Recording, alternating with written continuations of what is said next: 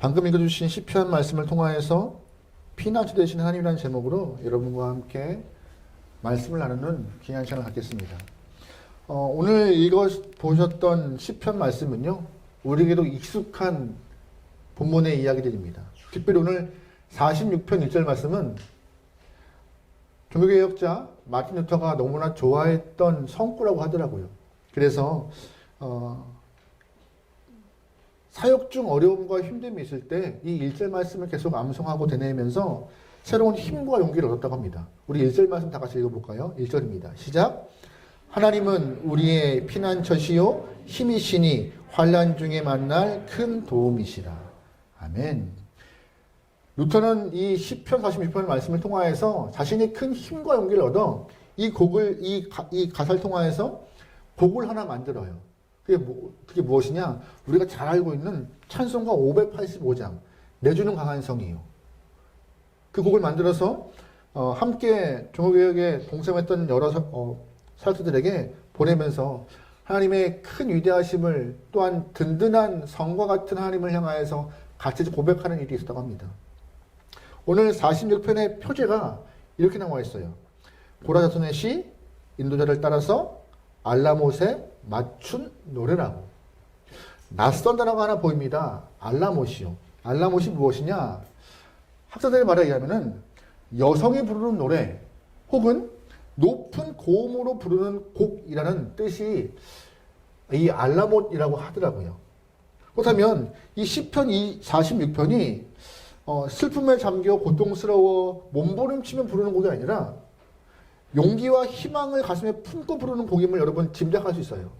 특별히 높은 고음으로 이렇게 여성들이 힘껏 부르는 이 놀라운 찬양들이 오늘 본문의 이야기인데요. 왜 오늘 본문은 시편의 이 이야기는 높은 고음으로 가슴에 용기를 품고 노래했을까요? 딱 하나예요. 여러분 상상해 보세요. 하나님이 우리의 피난처야. 너 다 알지? 이거보다 큰 소리로 하나님이 우리의 피난처시고 우리의 힘이시고 도움이시야 라고 큰 소리 외치는 그 자랑을 하는 시편이 이 얘기예요. 저희 교회에 이렇게 목소리 두꺼운 베이스 톤의 남성분이 없어서 이걸 어떻게 할 수가 없는데 알지? 하나님이 우리 이거보다 맛이 안 사는 거죠. 여성들의 그 아주 힘 있는 목소리를 갖고 높게 소리 지르는 그 하나님의 자랑함을 이 말씀을 통하여서 드러내고 세상 앞에 증거하는 것이 오늘 본문 말씀입니다. 그렇다면 이 시편 오늘 46편은 언제 쓰여진 시일까요? 모든 학자가 대부분 주전 701년경이라고 말하고 있어요. 그때 이스라엘 땅에 큰 어려움이 발생합니다. 여러분 잘 아시겠지만 이스라엘이 사울 왕, 그 다음에 다윗 왕, 솔로몬 왕을 지나서 남유다와 북이스라엘로 갈려요. 지금 우리 대한민국과 같이 북이스라엘과 남유다로 갈립니다. 근데 이 701년경에 아수르의 침략을 받고 먼저 북이스라엘이 멸망해버려요. 그 북이스라엘 멸망을 당한 이후 아수르가 이왕 점령한 거 남유다까지 먹어버리자 해서 쭉 밀고 내려와요. 그래서 예루살렘까지 점령당해버립니다. 아주 위험한 상황에 놓여 있어요. 그때 남유다의 히스기야 왕이 너무나 괴로워서 기도했던 그 상황이 발생하는 이야기가 오늘 이 시편의 본문 배경이라고 많은 학자들이 말하고 있습니다. 굉장히 어렵고 위태위태하며 풍전등화 같은 삶의 모습이 주전 701년경 열왕기상 18장의 이야기라고 많은 사람들이 말하죠. 그 아수르 군대가 쳐들어와서 북이스라엘 떨어지고 남유다의 예루살렘까지 이렇게 들어왔을 때 그 상황이 어떻게 되어 있으냐? 우리 2절과 3절 말씀 그 모습을 좀 잘 표현하고 있는 것 같아요. 땅이 변하고 산이 흔들려 바다 가운데 빠지고 바닷물이 솟아나고 그것들이 넘쳐서 산에 흘렀다. 천재지변이 일어날 만큼 온 땅이 흔들리고 두려운 만큼 숨고 싶다. 그 얘기를 하고 있는 거예요. 단순히 무서워가 아니라 정말 죽겠다라고 느끼는 것이죠. 얼마 전 제가 영상에서 본 기억이 있는데요. 기상캐스터가 이 아주 파도가 심하게 치는 바다 앞에서 해상의 날씨를 이렇게 하다가 파도가 심하게 치는 바람에 캐스터에게 파도가 덮치는 일이 발생했습니다. 그 막 몸이 쓰러져가지고 어쩔 줄 몰라 했는데 그런 모습인 것 같아요. 아수르의 군대가 파도같이 확 밀려오고 거기에 내 몸 하나 못 추스릴 만큼 나약한 모습에 남유다 땅. 아주 작은 상황, 나는 하찮은 민족이구나라고 느낄 수밖에 없는 상황 가운데 시편 기자가 그 상황을 잘 표현하고 있는 것 같습니다. 아수르 군대가 예루살렘을 포위하고 있을 때 마치 땅이 흔들리고 산과 바다가 요동치는 것 같이 겁이 났다, 두렵다는 말. 오늘 본문의 이 이야기가 단순히 이스라엘 땅의 히스기야 왕 때의 이야기라고만 여러분 생각하지 않길 소망합니다. 지금 우리 삶도 비슷한 것 같아요. 우리의 이야기도, 우리의 삶도 이와 같이 큰 파도가 덮칠 것 같고 산이 거꾸로 솟는 것 같은 느낌의 어려움을 경험할 수도 있습니다. 때로는 생각하지 못한 질병, 또한 죽음의 위기, 사업이 잘 안 되고 불의의 사고로 눈앞이 캄캄하고 고통스러운 현실을 경험할 수도 있어요. 그게 우리의 삶일 수도 있어요. 뭐 거기까지 갈 필요도 없어요. 우리가 한 거의 2년 반, 3년 가까이 마스크를 쓰고 있는 이 코로나 끝날 것도 같은데 끝나지 않은, 시작할 때 별거 이 바이러스 뭐 별거 있겠어 하지만 그것 때문에 경제가, 삶이, 생명까지 잃어버리는 일이 발생했습니다. 3년 동안 지금 이러고 있어요. 저는 그나마 교회 안에서 이 가림막 때문에 마스크를 안 쓰는데 이제는 여러분이 앉아서 계신 여러분께서 마스크 쓰고 있는 모습이 더 눈에 익어요. 그 작은 바이러스 하나에도 우리는 이렇게 맥을 못 춥니다. 그뿐인가요? 이제 어느 정도 좀 정리가 되는 것 같은데 또 전쟁이 발생하여서 뭐 물가나 상황들이 엉망이죠. 사방에서 곡소리 나고 있습니다. 올해가 더 어렵다고 하는데요. 참 그럼에도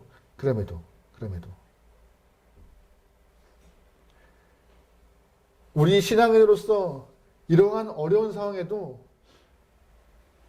숨쉴 만한 구멍과 바라볼 만한 초점과 표대가 있다는 것이 오늘 본문의 이야기예요. 그 마음 여러분 잘 알아가면 좋을 것 같아요. 폴틀리라는 신학자가 쓴 흔들리는 터전이라는 책이 있습니다. 원래 이 폴틀리는요, 독일 루터교회 목사였는데 독일 교회에서 목사로 활동하다가 유대인 대학생을 돕는 일이 발생했습니다. 그러다가 나치 정권에게 걸려서 목사직을 파면당해요. 이 폴틀리가 그래서 미국으로 망명 가버려요, 유학을. 그래서 미국에 있는 유니온 신학교에서 조직신학 공부를 통해서 교수직을 감당합니다. 신학생들은 정말 잘 아는 교수 중에 하나예요, 폴틀리. 그런데 이 조직신학을 전공하는 교수가 설교집을 내는 건 쉽지 않아요. 잘 안 내요. 자기 논문집이나 이런 교과서 쓰지. 근데 이 폴틀리라는 교수가 쓴 설교집이 흔들리는 터전이라는 책이에요. 의외의 책이었죠. 이 책에 쓴 내용은 딱 간단합니다. 인간들이 이성과 문명 가운데 공고히 세우는 이 땅은 건강할 수 없는 땅이다. 흔들리고 넘어진다. 하나님을 터전 삼지 않으면 건강할 수가 없다라고 하는 이야기가 그 책의 이야기입니다. 아무리 단단한 땅이 있을 것 같을지라도 하나님 위에 있는 땅, 그것만큼 견고하고 단단한 것은 없다. 여러분이 서 계신 땅은 단단하신가요? 여러분이 서 계신 곳은 든든하신가요? 여러분이 서 계신 곳은 흔들림이 없으신가요? 흔들림이 없기 소망합니다. 우리가 지금 이 지구의 땅을 밟고 있잖아요. 근데 솔직히 말하면요, 이 지구의 이 땅 또한 그냥 붕 떠있는 판에 불과한 거잖아요. 솔직히 말씀드리면. 그 정도 있을 뿐이지. 우리는 진짜 자연 앞에 한낱 미물밖에 안 되는 그런 민족이지만, 그런 존재이지만, 그럼에도 하나님이 터전되어 주시고 보호하시면 우리의 삶의 숨은, 삶의 소망함은 있다라고. 며칠 전에 TV를 본 적이 있습니다. 그때 백두산이 터질 수 있을 가능성이 있다는 기사가 나오더라고요. 이게 뭔 소리야? 그래서 그 다큐멘터리라고 하나요? 한 세대를 쭉 봤는데 움찔움찔 하더라고요. 분명히 자고 있는 것 같은데 이제 활동 끝난 것 같은데 그 얘기가 나오자 또 사방에서 이제 또 곧 터지는 거 아니야 막 여러 가지 막 얘기 나오긴 하는데 뭐 각설하고 자연이 불안해요. 이 땅이 완전하지 않아요. 오직 무엇이 완전하냐? 하나님이 완전하시고 그 건강한 터 안에 있는 것이 강한 위치임을 꼭 아시면 좋을 것 같습니다. 그런 마음으로 오늘 말씀을 좀 보면 좋겠어요. 오늘 말씀은 세 가지의 중심 이야기를 하고 있는데 첫 번째 무엇이냐? 아주 위태한 상황에서도 오늘 본문을 쓴 저자가 한마디 해요. 나는 두렵지 않다. 딱 한마디 해요. 우리 1절부터 3절까지 좀 길지만 같이 읽어봅니다. 시작. 하나님은 우리의 피난처시요 힘이시니 환난 중에 만날 큰 도움이시라. 그러므로 땅이 변하든지 산이 흔들려 바다 가운데 빠지든지 바닷물이 솟아나고 뛰놀든지 그것이 넘침으로 산이 흔들리라도 우리는 두려워하지 아니하리로다. 아멘. 분명히 아수르 군대가 포위하고 있습니다. 그 표현 가운데 땅이 변하고 산이 흔들리고 바다 가운데 빠진 것 같이 무서운데 무서운 상황이 눈앞에 있는데도 불구하고 시편 쓴 사람 뭐래요? 우리는 두렵지 않다. 그 이유가 뭐예요? 딱 하나예요. 하나님 때문에. 하나님이 우리의 피난처이시고 힘이시고 큰 도움이시기 때문에. 저는 새해를 맞이해서 우리가 새로운 마음으로 삶을 살아가는 저희가 이 정도의 믿음은 좀 있어야 하지 않을까 생각합니다. 그냥 그렇게 어제와 같은 똑같은 믿음이 아니라 내가 올해는 조금 이 시편 기자와 같이 두려움을 모르는 하나님 때문에 겁없는 삶을 좀 살고 싶다라고 그런 만큼 담대한 믿음의 고백이 우리 안에 있길 소망합니다. 이왕이면 같은 분을 믿는 신앙이잖아요. 하나님을 아버지라 부르는 같은 신앙인데 시편을 쓴 이 영혼이 고백한과 우리의 삶에서 우리가 고백하는 고백은 너무나 다른 것 같아요. 근데 올 한해는 같길 소망해요. 아니 굉장히 비슷하게 접근하기 소망합니다. 나 또한 두려움이 없다. 왜 겁이 안 나요? 왜 힘이 안 들어요? 힘들고 겁나지만 그럼에도 하나님 때문에 나 살만해. 하나님 때문에 버틸만해. 하나님 때문에 조금 덜 두려워. 이길 수 있을 것 같아라는 믿음의 고백이 여러분과 저의 입을 통하여서 주님 드릴 만큼 간증되어지길 소망합니다. 오늘 본문 보세요. 하나님은 우리의 피난처, 힘과 도움이라고요. 두렵지 않다라고요. 독일의 위르겐 휠러라는 작가가 쓴 성공의 비밀이라는 책이 있습니다. 이 책을 통해서 이 휠러라는 박사가 두려움의 상대성을 설명해요. 두려움의 상대성. 한 예화를 드는데요. 늑대를 만날 때 이 비유를 통해서 이 두려움의 모습을 좀 설명하고 있습니다. 숲속을 걸어가는데 배고픈 늑대 한 마리가 딱 대면합니다. 그런데 내가 손에 아무것도 없을 때 어떤 마음일까요? 두려움이 1부터 10이라면 그 두려움은 얼마큼일까요? 손에 아무것도 없어요. 9, 센데 보통은 10이라고 말해요. 근데 손에 뭔가 들고 있어요. 칼이든 긴 창이든 들고 있어요. 그러면 두려움이 10이 아니라 7이나 8로 떨어진대요. 또 늑대를 딱 대면할 때 총과 칼은 없어도 자전거나 뭔가 탈 것을 갖고 뛸 수 있다는 마음이 드는 순간 무엇인가 내 앞에 있는 순간 7이 아니라 5로 떨어진대요. 점점 자신을 보호할 수 있고 자신을 방어할 수 있는 것들이 눈에 보이고 손에 잡히는 순간 두려움은 떨어진다고 하더라고요. 그런데 만약에 숲속 한가운데서 늑대를 딱 만나는데 눈앞에 시동이 걸려있는 차가 있어요. 그럼 두려움을 느껴요? 못 느껴요? 빨리 가야 되겠다. 사람이 눈에 보이는 것만 잡아도 두려움이 사라지는데 피난처이시고 힘되시고 도움 되신 하나님을 붙잡는 순간 두려움의 상대성은 10이 아니라 5나 3이나 2나 1로 더 떨어질 수 있는 것입니다. 두려움은요, 우리가 하나님을 어떻게 잡고 있느냐에 따라서 우리 삶의 두려움은 쭉 떨어지는 것이에요. 오늘 본문의 주인공은 시편을 쓴 기자는 하나님을 단단히 붙잡고 있기 때문에 두려움이 1도 없던 영혼이었습니다. 저와 여러분도 그러한 모습이기 소망해요. 하나님이 계시지만 붙잡지도 않고 멀리 방관하여서 두려움이 심으로 가득 찬 두려움 만땅인 영혼이 아니라 하나님을 딱 붙잡고 동행하여서 두려움이 점점점 떨어져 강건한 영혼의 삶을 살아낼 수 있게 소망합니다. 여러분과 제가 그러한 모습으로 올 한 해 잘 이기게 되면 좋을 것 같아요. 두 번째, 오늘 본문은 우리에게 뭐를 말하고 있느냐? 왜 두렵지 않은가에 대해서 정확히 설명하고 있어요. 왜 두렵지 않은가? 우리 5절 말씀 읽어보겠습니다. 5절입니다. 시작. 하나님이 그 성중에 계심에 성이 흔들리지 아니할 것이라 새벽에 하나님이 도우시리로다. 아멘. 분명한 것은 두렵지 않은 이유가 뭐예요? 하나님 때문인데 5절 말씀에 조금 더 정확한 힌트가 있어요. 하나님이 어디 계시대요? 하나님 어디 계세요? 성중에 멀리 계신 분이 아니라 불러도 대답 없는 분이 아니라 5절 말씀에 성중에 함께 계심을 확신했기 때문에 우겨쌈을 당하도 별로 무서움이 없다라고 말하고 있는 것입니다. 게다가 하나님이 성중에 계시기 때문에 성이 흔들리지도 않고 그 하나님을 통하여서 새벽에 도우심을 경험하고 있음을 말하고 있는 것이에요. 4절 말씀에 한 시내가 있어 나누어 흘러 하나님의 성 곧 지존하신 이의 성소를 기쁘게 하도다. 4절 말씀에 한 시내가 흐른대요. 어디에? 성 안에.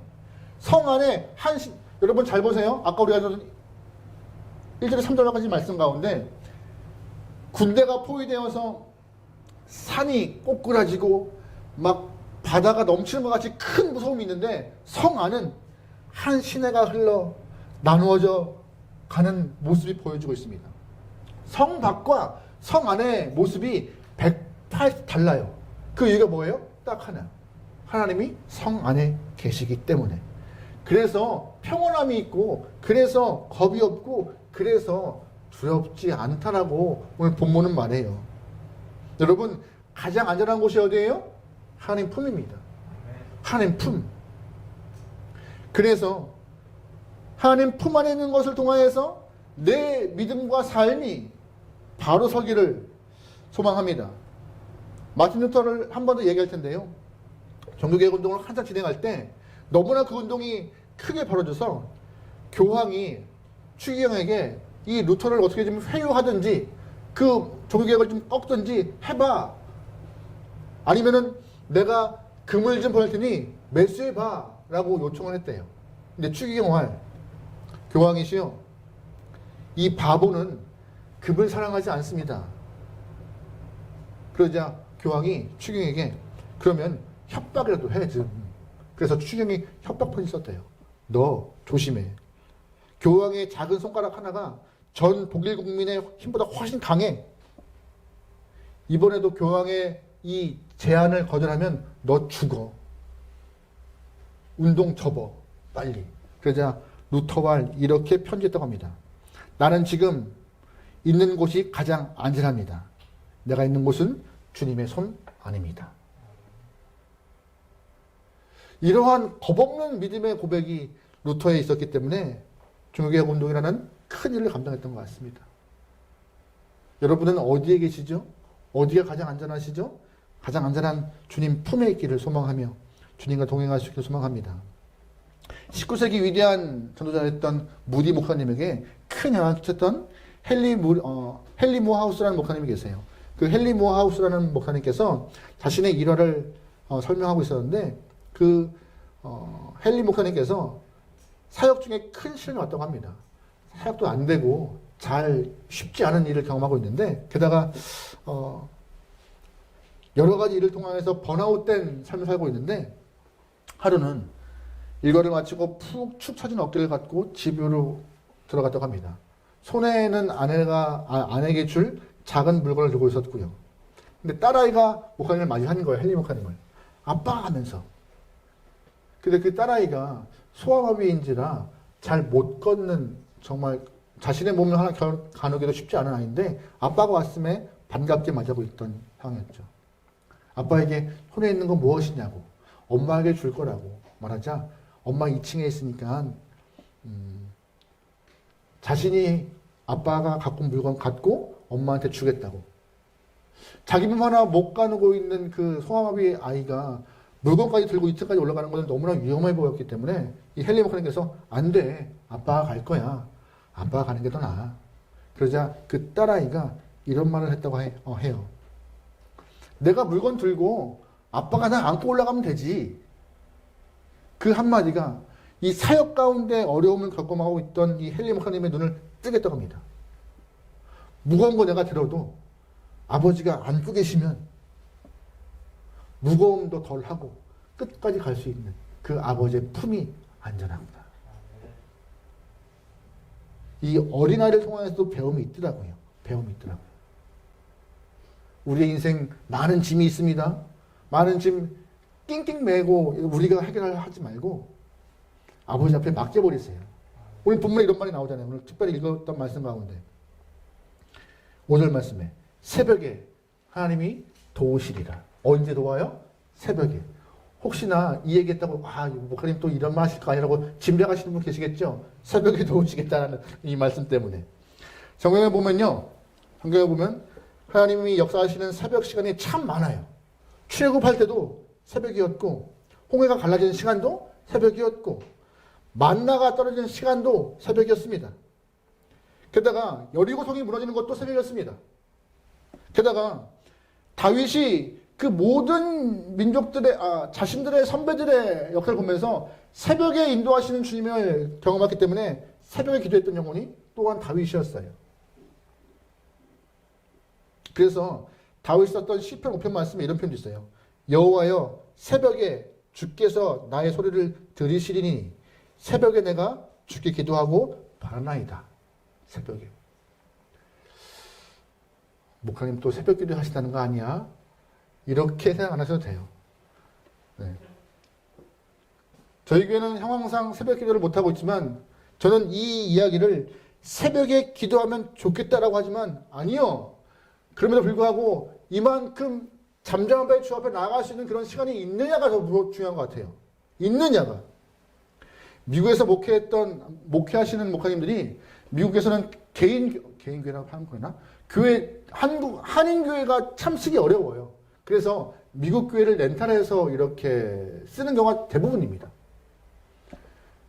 한인 목사님께서 미국 교회를 렌탈할 때 우리가 새벽 5시에 새벽 기도를 하려고 합니다. 문을 좀 그때 오픈하도록 허락해 주십시오라고 미국 목사님한테 말씀드리니까 미국 목사가 새벽에? 당신이 설교한다고? 성도가 나온다고? 새벽에 하나님 주무셔. 그래서 미국 사람들은 새벽 기도 안 해요. 한국 사람들은 하지만. 새벽에 모여서 기도하면 참 좋은 것 같아요. 잠잠하고 조용할 때 주 앞에 다 그냥 고백할 수 있는 귀한 시간. 근데 우리 생활 패턴이 쉽지 않아요. 엊그제 TV 프로그램에서 이 목회자, 스님, 신부님들이 3분 나와서 했던 그 토크쇼가 있어요. 3분 동시에 나와서. 근데 거기서 했던 스님께서 요즘에 출가하시는 분들이 적대요. 그 이유가 뭐냐? 너무 새벽에 빨리 일어나서. 그래서 그 불교 안에서도 1시간씩 더 늦게 일어나라고. 산중에 있는 사찰은 새벽 3시에 일어난대요. 도심에 있는 사찰은 4시에 원래 일어나는데 본부에서 너무 힘드니까 산중은 4시에, 도심은 5시에 일어나기로 했다고. 그만큼 새벽 시간에 공을 들이고 새벽 시간에 집중하여서 기도하는 모습이 참 뜨거운 것 같아요. 좋은 것 같아요. 하지만 우리의 삶이 생활 패턴이 그게 안 된다면은 굳이 새벽이 아닐지라도 주님을 붙들고 부르짖고 찾을 수 있을 만한 여러분의 개인 시간이 꼭 있길 소망합니다. 어제 기도하면서 이렇게 앞에 나와서 기도하시는 분 중에 한 분이 딱 이런 기도 썼어요. 이런 기도. 일어나서 5분간 기도할 수 있도록 1년 동안. 자기 삶 가운데 1년 동안 매 시간 일어나는 순간 5분 동안 앉아서 기도하겠다고 그렇게 다짐을 하면서 기도하시더라고요. 기도 딱 꺼냈더라고요. 너무 멋있는 것 같아요. 그런 모습들. 별거 아닌 것 같아요. 5분 뭐 나도 하지. 5분 나도 하지가 아니라 5분 하시는 분이 없잖아요. 근데. 왜 하십니까? 새벽에 나오라는 얘기 절대 아닙니다. 하지만 여러분 기도하실 만한 시간은 필요하세요. 기도하셔야 돼요. 기도하지 않는데 어떻게 주의 품에 거하고 기도하지 않는데 어떻게 하나님의 품이 가장 강하다고 완전하다고 믿을 수 있어요. 기도해야 맡기는 것이고 맡겨야 내가 좀 마음이 편한 것인데 맡기지 않고 있는 영혼이 어떻게 평안하겠어요. 그건 어불성설이에요. 자기 최면입니다. 그건 자기 최면. 평안할 거야. 평안할 거야. 여러분 맡길 수 있는 귀한 시간이 소망합니다. 오늘 본문은 그래서 저자가 나 두렵지 않아. 성중에 하는 계시고 새벽에 도우시니 겁 없으라고 말하고 있어요. 세 번째 본문은 말합니다. 중요한 것은 그런데 가만히 있으라고 말하고 있어요. 가만히 있으라고. 겁이 없는 삶을 경험하고 있어요. 그런데 겁이 없으면 나가서 싸우든지 일을 하든지 뭔가 해야 되는데 가만히 있으래요. 그 가만히 있음을 경험하고 가만히 있음을 우리의 신앙으로 드러낼 수 있는 믿음의 담대함이 필요하더라고. 10절 말씀 다 같이 읽어보겠습니다. 같이 읽어요. 시작. 이르시기를 너희는 가만히 있어. 내가 하나님됨을 알지어다. 내가 문 나라 중에서 높임을 받으리라. 내가 세계 중에서 높임을 받으리라 하시도다. 아멘. 가만히 있어. 가만히 있어. 하나님됨을 알라. 알라. 이 10편 46편의 배경을 좀 말씀드렸죠. 아수르 군대 쳐들어왔어요. 포위하고 있어요. 그러면 겁이 없으면 나가 싸워야죠. 칼을 들고 나가 싸울 때 천지가 진동하고 하나님이 우리를 내려서 얘기하시면 너무나 놀라운 일인데 아니래요. 그냥 가만히 있으면 된대요. 우리의 생각과 상식과는 다른 방법으로 풀어가세요.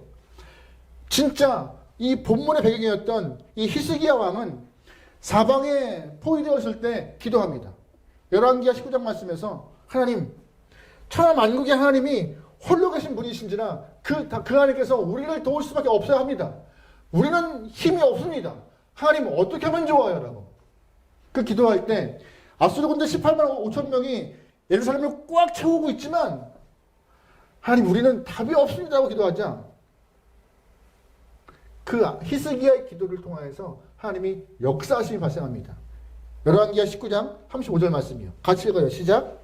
이 밤에 여호와의 사자가 나와서 아수르 진영에서 군사 18만 5천 명을 칩니다. 아침에 일찍 일어나 보니 다 성장이 되었다. 할렐루야. 아멘. 한 거 있어요? 없어요? 없어요. 히스기야는 그냥 기도했던 거 보세요. 딱 하나님 나 정말 답답한데 답이 없는데 답 대신 주님께서 피난처시고 힘되시고 방패시고 능세신 주님께서 해결하셔야 합니다. 기도하자. 이렇게 기도하고 있어요. 밤새 18만 5천 명이 송장이 된지라. 누가 일하시는 거예요? 하나님이. 내가 손대지 않아도 하나님이. 손대면 18명 5천 명과 절전하는 순간 이스라엘 영혼을 또 다치게 되니 그들을 완전히 보호하고자 직접 일하시게 되신 것이죠. 9절 말씀, 오늘 본문 9절 말씀에 그들의 활을 꺾고 창을 끓이며 수레를 불살랐다는 것과 똑같은 이야기를 하고 있는 것입니다.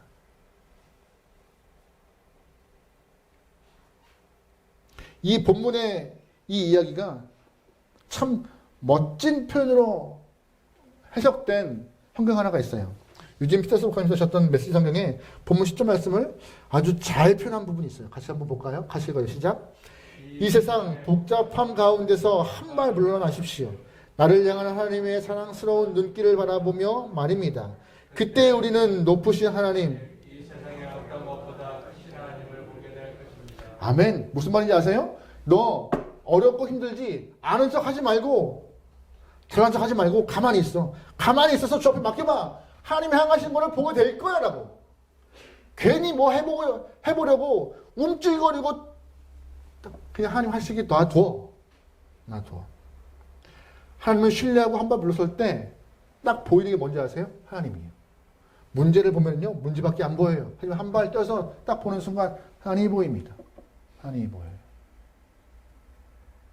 예기치 못한 어려움이나 감당할 수 없는 고난들, 이 모든 상황들을 주님이 풀어가시는 것이죠. 여러분 1년 올해의 삶이 이 피난처 되신 하나님을 향하여서 눈과 시선과 마음을 다 들여서 하나님의 일하심을 직접 목격하기 소망합니다. 우리는 그냥 기도하고 잠잠히 주 앞에 고백되어지면 돼요. 하나님은 나의 피난처이십니다.